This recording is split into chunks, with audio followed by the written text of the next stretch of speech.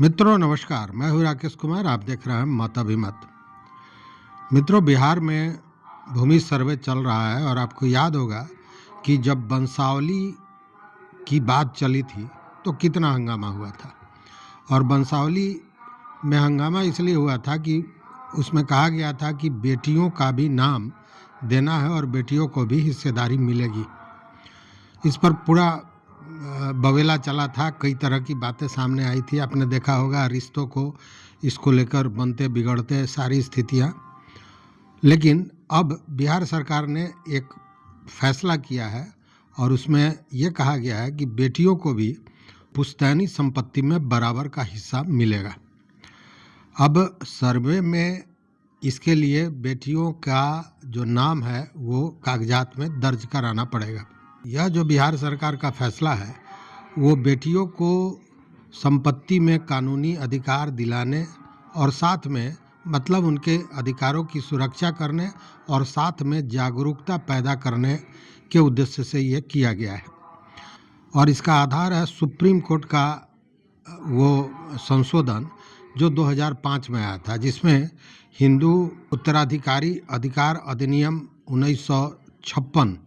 1965 की धारा 6 में संशोधन किया गया था, जिसके तहत हिंदू उत्तराधिकार अधिनियम 1965 जो है उसके धारा 6 में संशोधन किया गया था। और ये कहा गया था कि बेटी को भी पैतृक संपत्ति में बराबर का हिस्सा मिलेगा, चाहे वह विवाहित हो या अविवाहित हो। मतलब बेटी अविवाहित हो या विवाहित हो उससे मतलब नहीं है, उसको हिस्सा बराबर का मिलना चाहिए। और ये जो संशोधन हुआ उसके बाद इस मामले को एक तरह से कहें कि कानूनी मान्यता मिल गई। और इसका प्रावधान क्या था यह भी समझने वाली बात है। इसमें प्रावधान ये था कि कोई बेटी अगर पैतृक संपत्ति में हकदार बनना चाहती है तो उसे अपने नाम को जमीन के कागजात में दर्ज कराना पड़ेगा। और यह अधिकार जो है वो उसको बेटी जन्म ले रही है उसी समय से ये अधिकार उसको प्राप्त होता है। लेकिन इसमें कुछ शर्त भी रखे गए थे और शर्त यह था कि 9 सितंबर 2005 तक अगर पिता जीवित थे तभी बेटी को संपत्ति में हक मिलेगा।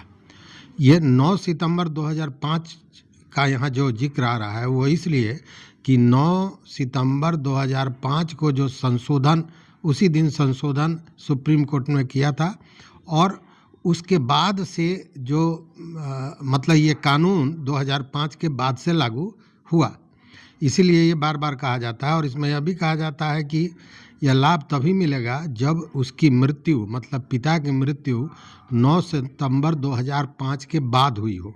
लेकिन अगर मृत्यु पहले हो गया है उस स्थिति में संपत्ति में हिस्सा बेटियों को नहीं दिया जाएगा, यह इसमें स्पष्ट किया था। क्योंकि ये जो बेटियों को अधिकार दिया गया था उसमें यही है कि उनका बेटियों के बराबर की हिस्सेदारी मिलेगी।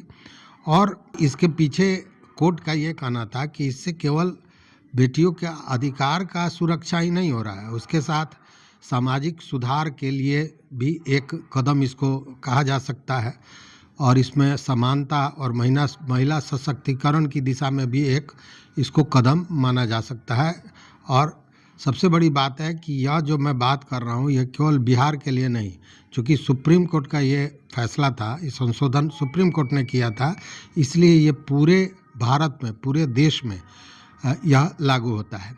लेकिन इसमें कुछ शर्तें भी हैं। सुप्रीम कोर्ट द्वारा हिंदू उत्तराधिकार अधिनियम संशोधन 2005 के पहले विवाहित बेटियों को यह अधिकार नहीं था। मतलब संशोधन जो सुप्रीम कोर्ट ने किया उसके पूर्व में यह अधिकार विवाहित बेटियों को नहीं था, अविवाहित को था लेकिन विवाहित बेटियों को नहीं था। लेकिन कुछ ऐसी परिस्थितियां भी है जिसमें यह कहा गया है कि बेटियों को यह अधिकार नहीं मिलेगा। और देखिए एक्चुअली मामला क्या था कि ये तलाक का मामला और संपत्ति में अधिकार का मामला निचले कोर्ट से होते हुए हाई कोर्ट तक पहुंचा था और हाई कोर्ट से यह सुप्रीम कोर्ट गया था और उसी में ये संशोधन हुआ था।